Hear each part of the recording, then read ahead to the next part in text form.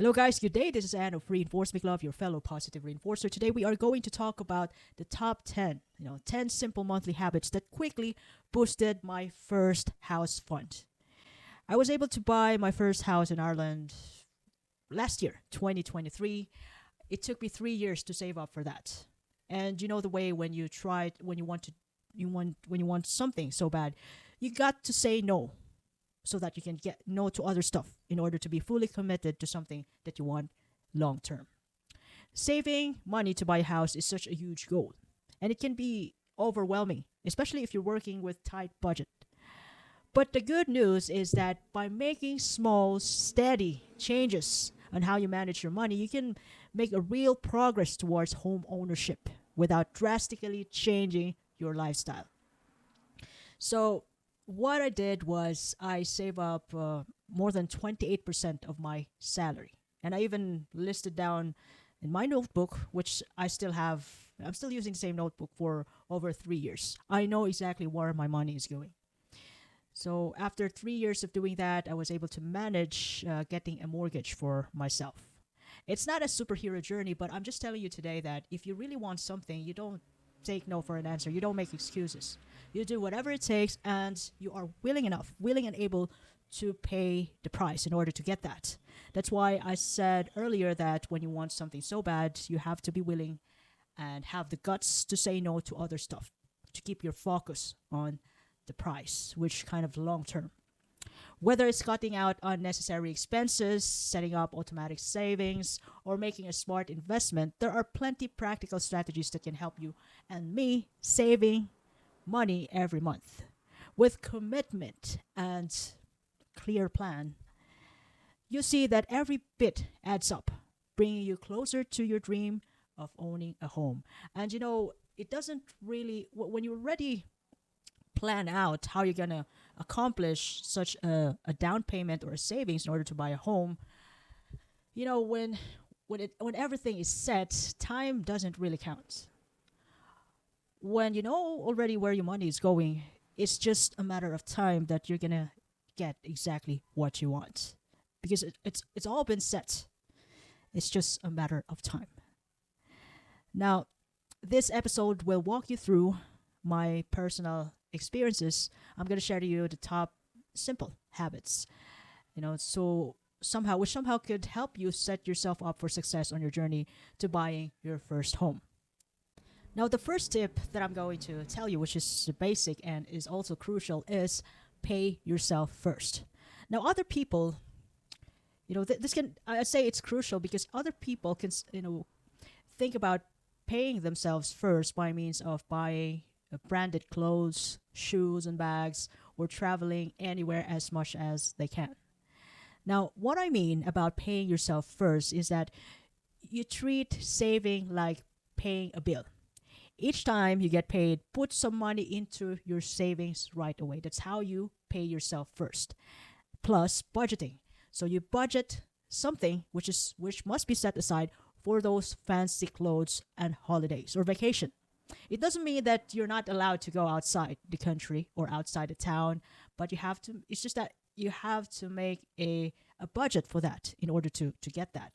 But never forget to set aside, to allot money for your first home. Now, paying yourself first by setting money aside for savings, this makes sure you're saving before you spend on anything else. So that's what I mean about paying yourself first. Think of it like hiding money for your future house before you even think about spending it.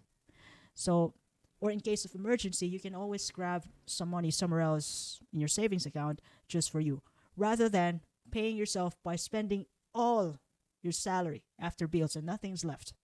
Now that's another way of paying yourself first. But this in this episode, what I mean is, put some money into your savings right away. It could be automated, or it could be just intentional, or by percentage. I already have uh, a plan out, bills per month in my notebook, so I know where my money is going, like gas, mortgage, groceries, what else? Holidays, I have money for that. Uh, phone bills, budget for cars, everything. So, and then what's left is my savings, a percentage for my savings, a percentage for investment. I can, if I ever wanted to invest in something, I can put that amount of money, put a certain amount of money, and then the third one is for reserve. In case if anything happens to me, I can always have money. That's for emergency fund. So other than that, I've already set a budget for everything per like essentials and non-essentials. It's all budgeted, so it's all been set for me personally, and you can even do that yourself. I believe so. It's gonna be hard the first time you try it because you have to make some adjustments if you're not used to it. But the following months, look, when your salary comes into your account, you just transfer money towards the bills and your fund for the cars, petrol for the month, for groceries, all is set, and it will only take 5 to 10 minutes to transfer money to pay bills and everything in advance. So it's the hardest part is just the start, and it wouldn't be that hard though. It wouldn't be that hard as studying. You just have to reflect for maybe 20 minutes to half an hour and to set up everything for you to be able to know where your money is going, and then you're good to go. And the second tip that I'm going to share to you, which is also based on my personal experience, is have a separate savings account just for the house. So, so after all of my essentials and non-essential bills for the month, I have another three category that I must put money on. The first one is emergency funds. Second one is for the business, in case if I wanted to invest in something, then I have money ready for that. And the third one is real estate, in case if I wanted to buy a house. So it's all been set. What I'm doing is just like, for example, I got a thousand euro left after bills, after all the essentials and non-essential budgets. So I got 1,000. So what I'm gonna do is divide that 1,000 for three. So I could save up maybe or 20% each. Or out of that 1,000, I just divide 1,000 divide three. For emergency fund, business, and real estate. So I'm doing that method, that strategy for more than 2 years, maybe 3 years. I started that since I arrived in Ireland last 2020. That was a days before pandemic. So I'm still using the same strategy up to this time, and it still works for me. And hopefully, by sharing this to you, by in my own perspectives, I also just got that from another book, and this might gonna help you. So have a separate savings account just for the house, or you could even have a big savings if you're planning to buy it for a business. So residential or buy to let mortgage. So it's up to you. It depends on whichever you prefer, whatever you want. So what I'm trying to say about having a separate account for the house is keep your house savings in a different account from your spending money. This will help you see exactly how much you've saved up for your house. It's easier to track and harder to spend when it's in a different account. And I absolutely agree on that. Now, number 3 is use the needs, versus wants rule in spending money. Now, what I'm trying to say is a need is something you must have in order to live, like food, shelter, comfort, electricity, especially in Ireland because it's cold. A want is something nice to have, but not necessary, like new clothes, gadgets, new branded shoes, or holidays. You can't stand a month without going somewhere else. So it's also a want. You can hold for a holiday for like 3-4 months, save up for that holiday, and then go for a holiday after 3 months. You don't need to go for holiday every month. Or you can even just, you might want to consider a mini holidays. Just go somewhere else within your budget. Now, this will help you by focusing on needs and spending less on wants. Means you can save a lot more each month. Before buying anything, ask yourself, is this a need or a want? Now, The fourth thing that I did, because I am not really uh, particular with other stuff like clothes, but I'm into food. As much as possible, I won't buy cheaper foods for myself. I would spoil myself eating my favorite food. Now, what I'm doing, you know, before I got excess cash for groceries, after saving a couple of months and then a couple of weeks and then treat myself, is that I do meal planning, and I always have every month, down to every month to every week, grocery budget. Now, what I mean is that you try just plan out your meals for the week and make a list before going to the store. Like for myself, I am into high protein diet. I love fruits, grapes, watermelon, what else? Oranges. So I have them certain, like maybe a dozen of orange for the week. And then since I'm into high protein diet, I love meat. I'm not a vegetarian. Pork and beef and chicken. I have it in the fridge for the week, and that's enough for me to cover up, entire week meals. I even cook, for myself, and I bring it to work. And when I have excess cash before the end of the month, there are times that I'm really lazy cooking for myself. So those excess cash before the end of the month, or if I ever have an excess cash for groceries, which was left, a month ago, so I treat myself. I don't cook for myself. I buy foods in the workplace, or I buy my favorite Chinese foods, which is just around the neighborhood. I buy takeaways. I even buy pizza. Just to treat myself. Now, how it's going to help you then? When you know exactly what you need before you go to the grocery, you're less likely to buy extras. Cooking at home also saves you way more money than eating outside, which is, I do agree with that because, imagine one chicken. I can, consume the entire chicken maybe 3 days. I just cut it out, mix it with vegetables. I can cook that one whole chicken in 3 days good for 3 days in different ways. So that's already a lot of savings. Now, number five is, this has something to do with this is quite connected with the, needs and wants rule. Number five is wait before you buy. Now, what it means is that for anything that's not essential, wait for a few days before buying it, especially if you're buying fancy clothes and shoes. Wait for a couple of days, maybe a day, you know. And if it's still inside your head, like that fancy shoes, Reebok or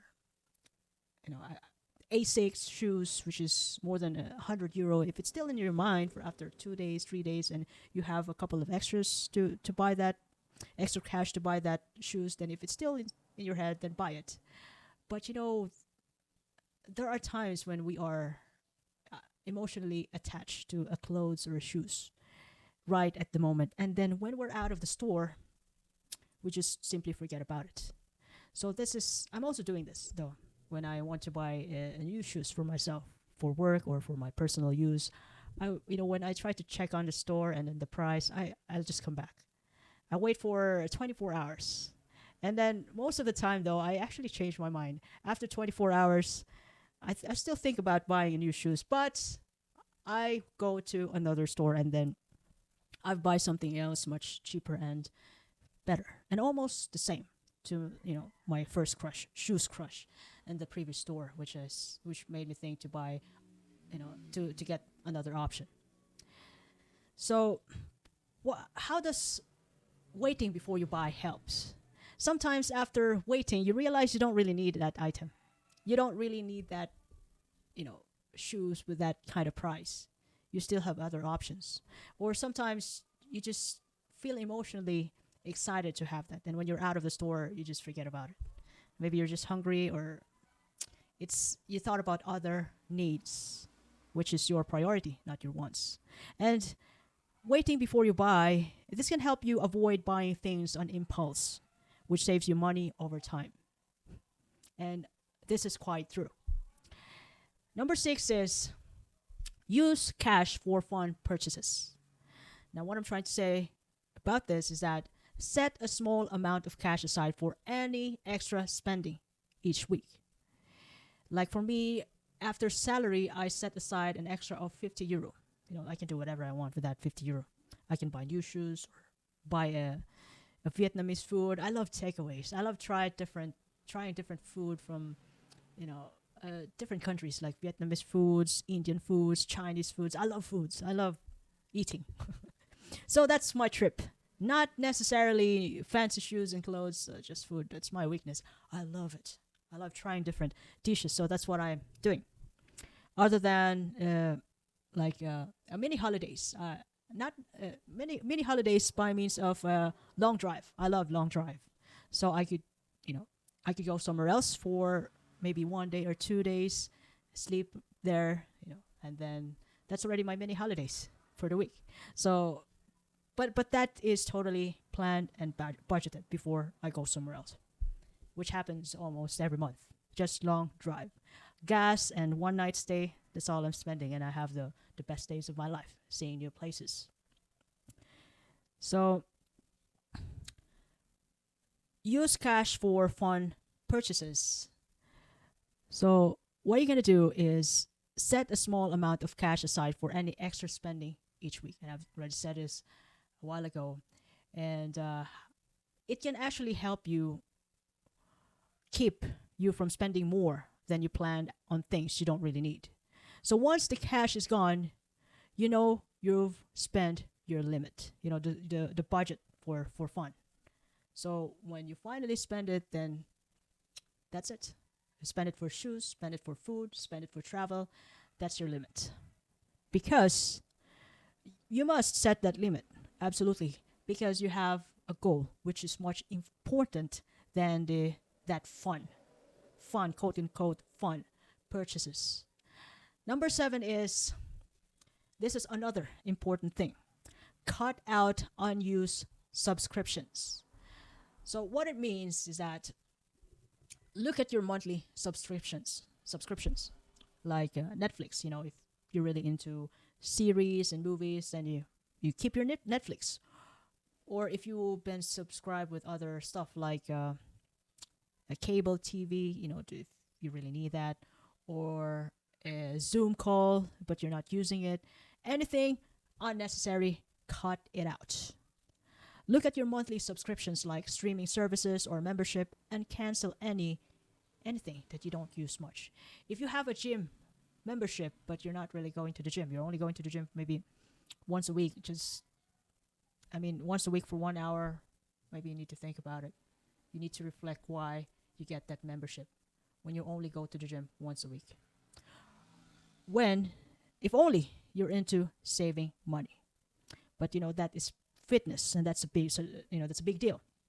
So once you're into you got yourself into a gym membership, make sure to use them well.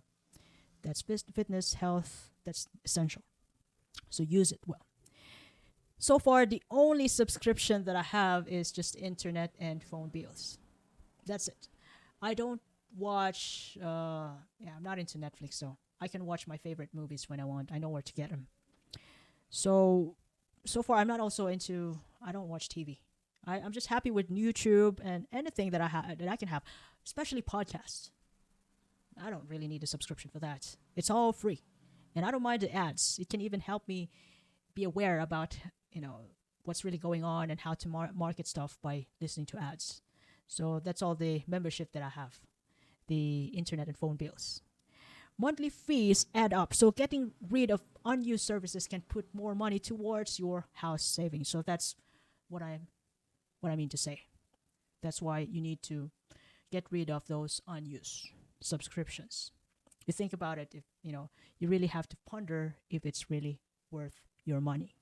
If you are, investing your time into those subscriptions. Otherwise, if not, then cut it off. Number 8 is that buy things that last. This is important. This is one of the attributes of those big savers or minimalists like me. So it's better to spend a little more quality items that will last longer than to buy cheap things you have, but you have to replace them often. So it's not about money. It's about the value and the quality that you can get. I don't mind spending more on laptops over €1,000 or €2,000 if it's gonna bring me to 20. If I can still able to use this laptop for more than 5 years, then I buy this because I just bought the laptop. It cost me one and a half grand to for this laptop that I'm using right now.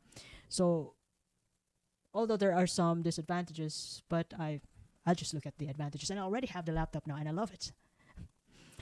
Now, how does it help? Buying things that last. Spending a little bit more in quality saves you from buying replacements all the time, which cost more, in the long run. Number 9 is use cashback apps for groceries.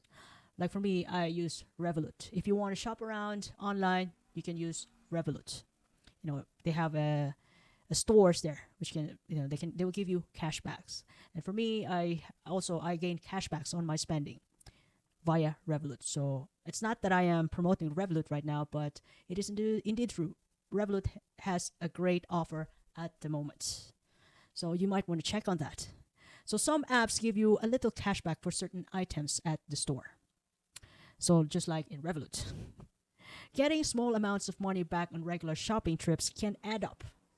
Transfer that cash to your savings for a little extra boost.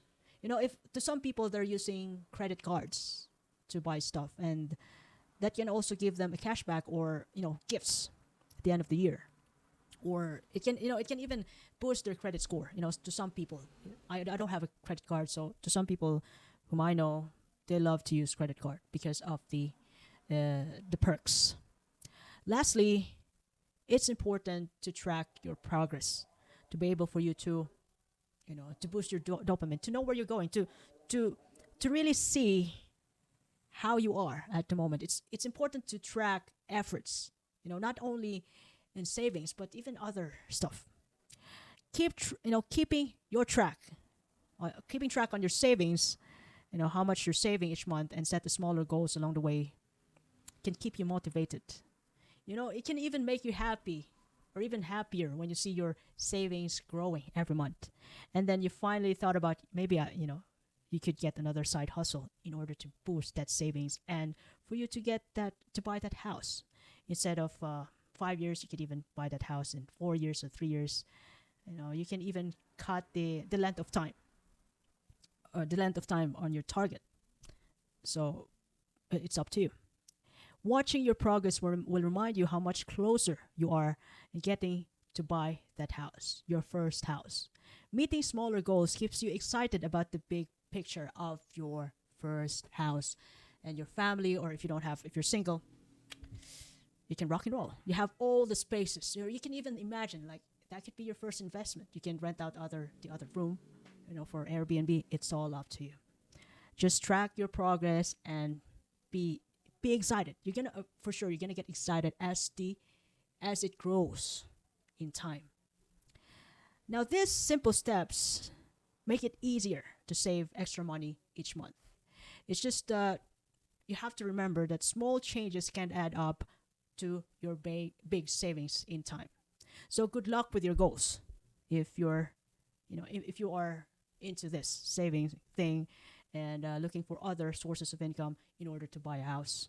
Look, when you really want it so bad and you do anything for it, it's just a matter of time. You're gonna get it for sure. Now, if you ever love this episode today, you can share it to your family and friends. You can follow me in YouTube, Facebook, Spotify, Apple Podcast, even in Amazon Music. This is Reinforce Me Club. And by the way, your fellow positive reinforcer, I do appreciate your time and have a lovely day ahead. Thank you once again.